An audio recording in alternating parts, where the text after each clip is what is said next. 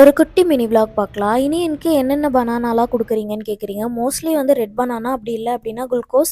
இன்னும் 2 பனானா இருக்கு. அது பேர் வந்து எனக்கு தெரியல. நேந்திரம் பழம் மட்டும் நான் வந்து வேக வச்சு தான் குடுப்பேன். இன்னைக்கு வந்து அவங்க அப்பா தான் வந்து அவங்களுக்கு வந்து அந்த குளுக்கோஸ் பழத்த வந்து ஊட்டி விட்டுட்டுருந்தாங்க. நான் வந்து கிச்சன்ல வந்து அவங்களுக்கு சாப்பாடு செஞ்சுட்ருந்தேன். இனியனுக்கு வந்து சிக்கன் இன்னைக்கு எடுத்ததில அதில இருக்க ஈரல் மட்டும் எடுத்து அவனுக்கு ஊட்டி விட்டேன். இது எல்லாமே ஆஃப்டர்நூன்ல மட்டும் தான் அவனுக்கு நான்வெஜ் ஊட்டுவேன். மத்த நேரம்லாம் வந்து கூழு, ரைஸு, ரசம் சாதம் அந்த மாரி வந்து மைல்டா இருக்கிறத குடுத்துப்பேன். சண்டே வீட்டுக்கு போகாதனால அம்மா வந்து "வந்துட்டு போ பாப்பா" அப்படின்னு சொன்னாங்க. அதனால கிளம்பிட்டேன். எனக்கு முன்னாடியே பேக்க தூக்கி போட்டுட்டாரு கண்ணன். ஏன்னா, அப்பதானே இனியன கூட்டிட்டு போ முடியும். வண்டியில தான் கூட்டிட்டு போனாங்க. இந்த பேக் வாங்கும்போது யூஸ்ஃபுல்லா இருக்குமா? வேண்டாமா? அப்படின்னு நெறைய கன்ஃப்யூஷன்ல தான் வாங்குனேன். பட் வாங்குனதுக்கப்புறமா நல்லாவே யூஸ் ஆகுது.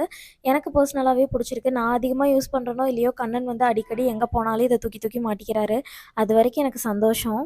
எப்பவுமே அம்மா வீட்ல வந்து கண்ணன் வந்து ஸ்டே பண்ண மாட்டாரு. நானும் இனியனும் மட்டும் தான் இருந்தோம். நெக்ஸ்ட் டே வந்து ஒர்க்கு போயிட்டு அப்படியே எங்கள வந்து பிக்கப் பண்ணிட்டு வந்துருவாரு. பட் இனியன வந்து இப்படி கூட்டிட்டு போயிட்டு வரது எனக்கு பர்சனலா பிடிக்கும். அதனாலேயே நான் வாரத்துல ஒரு 2 நாள் அம்மா வீட்டுக்கு கிளம்பி போயிருவேன்.